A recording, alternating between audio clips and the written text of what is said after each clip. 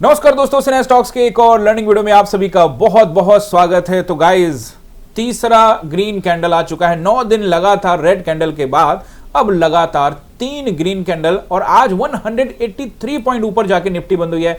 Bank Nifty भी लगभग 500 point ऊपर और सेंसेक्स लगभग 600 पॉइंट की बढ़त के साथ बंद हुई है।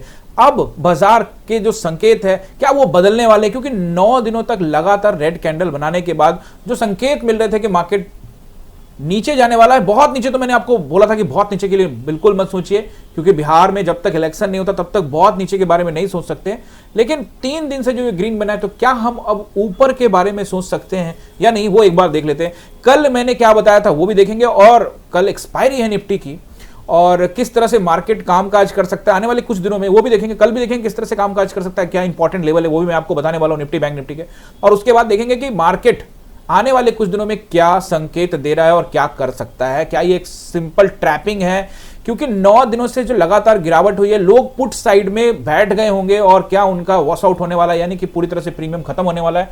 मेरा क्या पोजीशन है, क्या मेरा पोजीशन के साथ हुआ है, और आज मैंने 5 मिनट के टाइम फ्रेम में जो ट्रेड्स को इनिशिएट किया है या जो मैंने एनालाइज किया वो भी आपसे बात करने वाला हूं। बहुत सारे जो बिगनर्स हैं वो बोलते हैं कि सर 5 मिनट के टाइम फ्रेम में एनालाइज कर दे, तो बिल्कुल करेंगे, क्योंकि वही इंपॉर्टेंट चीज भी है छोटे टाइम फ्रेम में, क्योंकि 5 मिनट के टाइम फ्रेम में भी हम ट्रेड करते हैं। तो गाइज, अगर आप इस चैनल पे नए हो, पहली बार आए हैं, तो जल्दी से करिए सब्सक्राइब और बेल आइकन भी प्रेस कर दिए, क्योंकि ये आपके काम का चैनल है। क्योंकि यहां मैं आपको चार्ट ट्रेडिंग प्रॉपर तरीके से समझाने वाला हूं, candle stick, support and resistance, market का सेंटिमेंट प्रॉपर समझाने वाला हूं। तो गाइज, वीडियो को शुरू करते हैं। शुरू करने से पहले आपसे रिक्वेस्ट कि इस वीडियो के ऊपर में 200 लाइक पहुंचा दीजिए गाइज, जैसा कि आप लोग कोशिश कर रहे हैं लगातार 200 लाइक करने का, तो करते रहिए। और 100 कमेंट भी इस वीडियो पे करिए और अपने पोजीशंस के बारे में जरूर बताइए कि आपने आज क्या पोजीशन बनाया, किस तरह का सेंटिमेंट मार्केट को आज आपने देखा और क्या आपका पोजीशन था। तो गाइज, 3 दिन से लगातार ग्रीन कैंडल, और क्या एक्सपेक्टेशन था पहले मैं वो बात कर लेता हूं। गाइज, मेरा जो एक्सपेक्टेशन था, जो मैंने आपको बोला था कि मार्केट हो सकता है कि गैप अप खुले या थोड़ा सा ऊपर जाने के बाद मार्केट नीचे की ओर रिएक्ट करे, ऐसा कैंडल स्टिक्स देखने से लगता है। लेकिन मैंने आपको पहले बोला कि ऑलवेज न्यूट्रल। कल भी मैंने आपको बोल के गया था कि मुझे इस जगह पे 50% के चांस दिखते हैं ऊपर और फिर 50% नीचे, बट मैं अलर्ट रहने वाला हूं। बावजूद मैं अपने पोजीशंस को आपको बताने वाला हूं कि मेरे पोजीशंस क्या थे, वो 5 मिनट के टाइम फ्रेम में आपको बताऊंगा। देखिए, अभी जो ये कैंडल बन गया है, अब मेरे लिए 2 चीजें इंपॉर्टेंट है। सबसे पहले तो ये जो जोन है जिस पर ये 12 मई को गया था, इस बीच में 2 बार निकला फिर वापस जोन में आ गया, तो ये जोन के ऊपरी हिस्से पे जो कि एक रेसिस्टेंस पॉइंट है। लेकिन 3 दिन से जिस तरह से खरीदारी देखने को मिल रही है, हालांकि एक्सपायरी तक अगर ये खरीदारी जारी रहती है और एक्सपायरी के अगले दिन तक भी ये खरीदारी के ऊपर में सस्टेन करता है, तो थोड़ा सा हिम्मत जरूर बढ़ेगा ऊपर जाने के लिए। लेकिन फिलहाल मेरा जो सोच है वो 2 चीजों पर निर्भर करता है। पहला कि ये जोन के ऊपर में जाता है, और अगर जोन के ऊपरी हिस्से में पहुंचा, ऊपर में सस्टेन करता है नहीं, और दूसरा 12 सितंबर का ये कैंडल, 12 सितंबर और 15 सितंबर 15 सितंबर का ये दोनों कैंडल के हाई को निकालने में कामयाब होता है कि नहीं। ये 2 कैंडल को निकालता है तो फिर ये 21 अगस्त का ये कैंडल बहुत इंपॉर्टेंट होगा, और साथ में ये 24 सितंबर का कैंडल। इन चारों कैंडल का जो हाई है लगभग सेम है, जो कि 160 के आसपास में है। यानी कि बाजार अब 160 जहां पे आज खड़ा है उससे 90 पॉइंट के आसपास में अगर ऊपर जाता है और उसके ऊपर में सस्टेन करता है, तो वाकई में थोड़ा सा फ्रेश बायर्स आने के, फ्रेश बायर से मेरा मतलब है कि थोड़ा बाइंग बढ़ सकता है। ऐसा नहीं कि बहुत अच्छे वाले फ्रेश बायर्स, तगड़े बाइंग होने वाली मार्केट ऊपर जाएगा, वो हम देखेंगे जब अगर ये रेंज ब्रेक कर देता है, ये ट्रेंड लाइन को ब्रेक करेगा तब, यानी कि 24,400 25,460 ब्रेक करेगा तब। अभी कुछ कैंडल है जिस पर आपको ध्यान रखनी चाहिए। 24 सितंबर का कैंडल, 15 सितंबर, 12 सितंबर और ये 21 अगस्त का कैंडल, क्योंकि इन सभी जगहों से सेलिंग हुई थी। यहां से देखिए वापस ऊपर गया तो था, लेकिन यहां से फिर से सेलिंग हुई थी, और फिर यहां से भी लगातार आपने देखा 3-4 कैंडल की सेलिंग हुई है। तो मुझे लगता है कि ये इंपॉर्टेंट रहेगा। अगर इसको ब्रेक कर देता है गैप अप के साथ, तो फिर ये दोनों स्पिनिंग टॉप कैंडल जो बने हैं ये इंपॉर्टेंट कैंडल हो जाएंगे। लेट्स सी, देखते हैं क्या होगा। बहरहाल एक बार 5 मिनट के टाइम फ्रेम में आने से पहले बैंक निफ्टी में आप सपोर्ट एंड रेसिस्टेंस नोट कर लीजिए, और बैंक निफ्टी को समझना बहुत ज्यादा जरूरी है, क्योंकि ये जो मार्केट ऊपर जा रहा है इसमें 2 कंपोनेंट का मेजर हाथ है। पहला है कोटक बैंक, आप देख सकते हैं 3 दिन से लगातार ब्रेकआउट पे ब्रेकआउट कैंडल लगाता जा रहा है, और दूसरा है एक्सिस बैंक, यहां भी जबरदस्त खरीदारी होते हुए देखी जा रही है। लेकिन अगर आप देखोगे एचडीएफसी बैंक को, तो कुछ खास नहीं, गैप अप हुआ, नीचे आया, फिर ऊपर जाके बंद हुआ।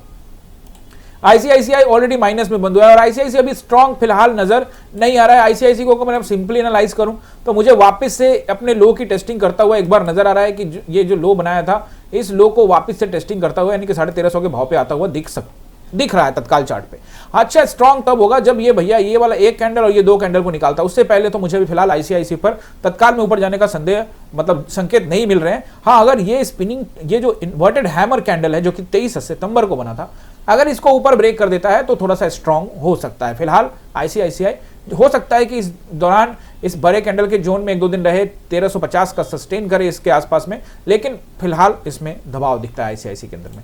और रिलायंस को लेकर तो मैंने आपको पहले बोला कि 1360 का सपोर्ट है। आज भी देखेंगे आप, लो लगाया 1359 का, फिर वहां से खींच के 1375 15 रुपए ऊपर ले गया और लगभग 11 रुपए ऊपर बंद हुआ है। तो मेजर कंपोनेंट्स के अंदर में अगर आप देखोगे तो अभी निचले पायदान पे ही है, लेकिन जो छोटे छोटे कंपनियां हैं निफ्टी 50 के, जैसे मैंने आपको बोला कोटेक है, एक्सिस बैंक है, सन फार्मा है, इन सभी में रेगुलर वे में आज आप देखिए टीसीएस के अंदर में भी अगर आप देखोगे तो लगभग 3% की खरीदारी हुई, ठीक है ना। आप इन्फोसिस को देखेंगे, आईटी कंपनियों में, इसी आईटी कंपनियों को लेकर लोग बोल रहे थे कि भैया ये आईटी कंपनियां अभी नीचे चला जाएगा, ये हो जाएगा। मैंने आपको क्या कहा था कि भैया आईटी कंपनी ऐसे जगह पे खड़े हैं जहां पे आप छोटे मोटे क्वांटिटी में जरूर बाइंग कर सकते हैं, एवरेज कर सकते हैं। अभी मैं ये बिल्कुल भी नहीं कह रहा हूं कि आईटी कंपनियां और ऊपर तुरंत चली जाएगी, लेकिन आईटी कंपनियां ये साफ दर्शा रही है कि भैया बिल्कुल नीचे जाने के लिए तैयार नहीं है। और अगर जाना है तो आप क्लियर कर रखिए कि इन आईटी कंपनियों में, खास करके जो बड़े आईटी कंपनी है like Infosys, HCL Tech Mahindra, TCS, ये सारी कंपनियों में अगर आप रेगुलर वे में एसआईपी के तहत यानी कि छोटे छोटे क्वांटिटी में अगर बाइंग करते हैं, नीचे जाने के बाद भी एवरेज करते हैं तो कोई दिक्कत नहीं। बहरहाल एक डिस्क्लेमर दे दूं कि गाइस किसी भी स्टॉक में बाइंग करने की कोई रिकमेंडेशन नहीं है। अगर आप किसी को बाइंग करते हैं तो अपने रिस्क पे करेंगे और अपने एक बार सेबी रजिस्टर्ड जो एडवाइजर्स होते हैं उनसे जरूर सलाह ले लेंगे। ओके गाइस, तो हम लोग बैंक निफ्टी को एक बार यहां पे देखते हैं। बैंक निफ्टी को अगर आप देखोगे तो जैसा कि मैंने कहा कि कोटक और एक्सिस दोनों का बड़ा तगड़ा सपोर्ट है। अब बैंक निफ्टी ने इस वाले हाई को निकाल दिया। हमने तो पहले बात की थी कि भैया ये कैंडल को निकाल देगा, तो आज तो इसने गैप अप करके ही इसको निकालने का कोशिश किया। लगभग गैप अप वही हुआ और उसके बाद आप देखेंगे लगभग उसको निकालता हुआ नजर आ रहा है। तो अब तो इसके लिए इंपॉर्टेंट रेसिस्टेंस है, वो तो ये कैंडल है जिसको आज इसने टेस्टिंग लगभग कर लिया था। ये कैंडल के ऊपर में टाइम बिताता है तो उसके बाद जो जोन वाले जो एरिया है वो ये सारे जोन का एरिया, यानी कि 56,000, अगर इसका हाई देखोगे तो ये है 56,400, इसका आप हाई देखेंगे तो 56,500। तो मुझे लगता है कि 400 से लेकर 500 का एरिया बहुत अच्छा रेसिस्टेंस रहेगा। तो पहला रेसिस्टेंस यहाँ पे नोट करिए। और ये कहना कि बाजार ऊपर नहीं जाएगा अभी तत्काल में मुश्किल लग रहा है, लेकिन ये सारे रेसिस्टेंस को जिस तरह से निकाल रहा है उस तरह से थोड़ा सा सतर्क रहने की जरूरत है। मतलब मुझे अभी पूरी तरह से विश्वास नहीं है कि मार्केट इतनी आसानी के साथ ऊपर जाएगा जब तक इन कैंडल्स, अब देखिए खींचा जरूर अच्छा है, जरूर अच्छा खींचा है, लेकिन अब सस्टेन करने की बारी आ चुकी है इसकी। पहला रेसिस्टेंस नोट करिए 56,300 के आसपास का एरिया रहेगा और अगर इसको ब्रेक करता है तो हम 56,550 तक का एरिया आप नोट करिए। फिलहाल मुझे इसके ऊपर बाजार नहीं दिख रहा है, लेकिन आप 727 तक का एरिया नोट कर सकते हैं। 56,727 का बैंक निफ्टी के लिए सपोर्ट रहेगा। अब रेसिस्टेंस नोट करिए बैंक निफ्टी के लिए। बैंक निफ्टी के लिए जो रेसिस्टेंस मुझे नजर आ रहा है, एक तो राउंड नंबर रहेगा 56,000 के आसपास का, 56,000 का। अगर इसको ब्रेक करके नीचे टाइम बिताने में कामयाब होता है तो फिर आपको 55,700 लेके आ सकता है। और अभी 55,700 से नीचे जाता हुआ बाजार फिलहाल नजर नहीं आ रहा है। आज का लो ठीक है, लेकिन अगर बड़े कैंडल, बड़े गिरावट देखने को मिलती है तो फिर आपको 55,500 तक बाजार जा सकता है। उससे बड़ा गिरावट फिलहाल मुझे संभावना नहीं लग रही है, लेकिन आप 55,300 तक की तैयारी जरूर करके रखिए। 55,300 के आसपास, 55,300 के आसपास का एरिया। अदरवाइज फिलहाल ऊपर की संकेत बाजार दिखाने की कोशिश कर रहा है। मैं क्यों अलर्ट हूं वो मैं आपको निफ्टी में समझाने वाला हूं। निफ्टी में जब मैं आपको प्रॉपर समझाऊंगा तो समझ में आ जाएगा। आइए चलते हैं निफ्टी में। सबसे पहले तो ये जान लीजिए कि कल इसकी एक्सपायरी, वीकली एक्सपायरी है और देखो साफ है कि लोगों ने पुट में यहाँ पे जम के पैसा बनाया और उसके बाद मार्केट में जो लोग पोजीशंस लेके बैठे उनका बैंड भी बजा चुका है।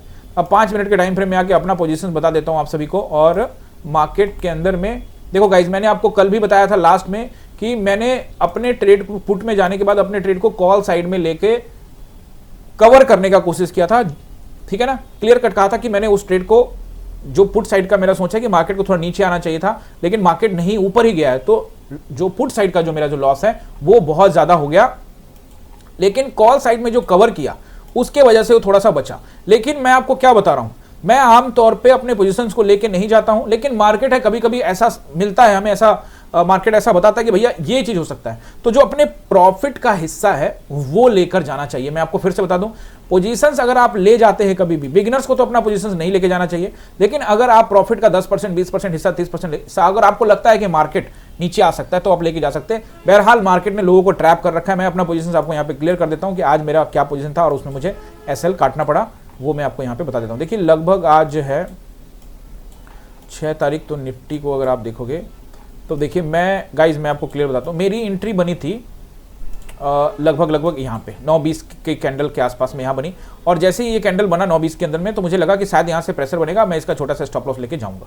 तो उसके बाद मेरी एंट्री बनी, एंट्री बनने के बाद 30 रुपए के आसपास का प्रॉफिट आया, लेकिन ये बहुत तेजी से ऊपर चला गया, मैं प्रॉफिट नहीं काट पाया, 30 रुपीज का प्रॉफिट नहीं काट पाया। मैंने लॉट साइज कम रखा था, 30 रुपए का जो प्रॉफिट है वो नहीं काट पाया। उसके बाद मार्केट ऊपर चला गया, उसके बाद मैं एवरेज ज्यादा करने का सोचा नहीं था, मुझे लग गया मार्केट ऊपर जा रहा है तो पीटेगा, बट एक पॉइंट आया जहां पे मैंने सोचा कि एवरेज कर सकते हैं, ठीक है ना। तो ये जो वो पॉइंट था, ये एरिया लगभग 960 के आसपास का एरिया, यहां पर एवरेज करने का देखा, लेकिन भाई साहब उसने निकाल दिया, तो मुझे ये एसएल काटना पड़ा।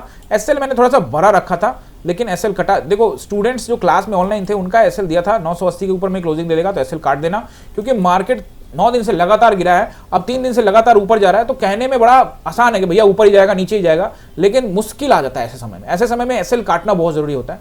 980 का यहाँ पे मैंने क्लियर कर देते थे कि 980 के ऊपर में अगर सस्टेन करता है तो भैया यहाँ से निकलना पड़ेगा। तो लगभग 980 के आसपास में स्टूडेंट्स को निकाला था, और मैं थोड़ा सा 25,000 की, मुझे लगा कि 25,000 के राउंड नंबर पे टेस्टिंग करेगा और वहां से पटकना होगा तो पटकेगा।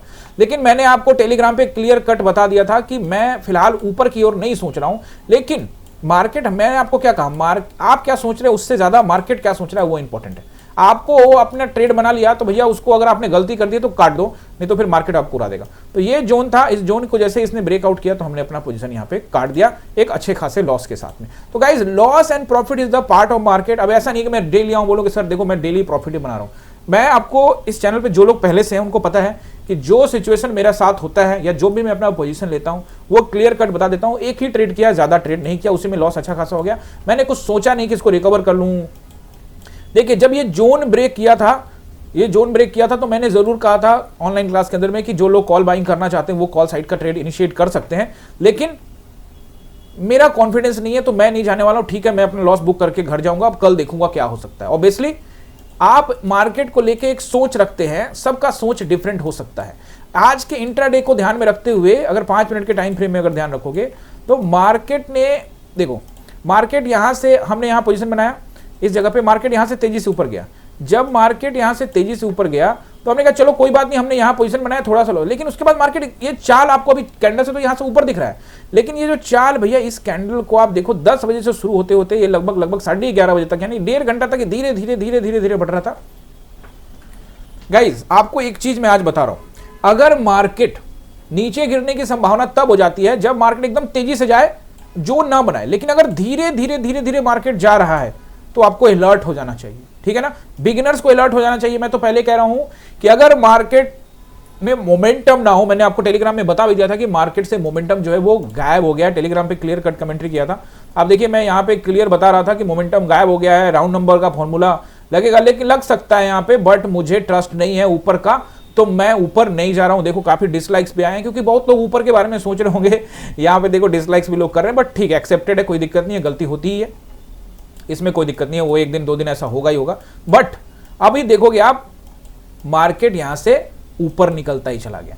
लेकिन अब भी आप मुझसे पूछोगे कि सर आपको अभी भी क्या लग रहा है, तो मैं आप लोग पहले ही बता चुका हूं कि 12 सितंबर और 15 सितंबर के कैंडल और 160, 25-160 के ऊपर में ट्रेड करेगा, फिर देखेंगे। उससे पहले मैं ज्यादा इंटरेस्टेड नहीं रहूंगा, ट्रेड नहीं करूंगा, अलग बात है। क्योंकि आप हमेशा एक चीज याद रखिए, आपका जो सेटअप है, जो आपने पर्सनल डेवलप किया है, उस पर ही आपको हमेशा से पैसा बनाए।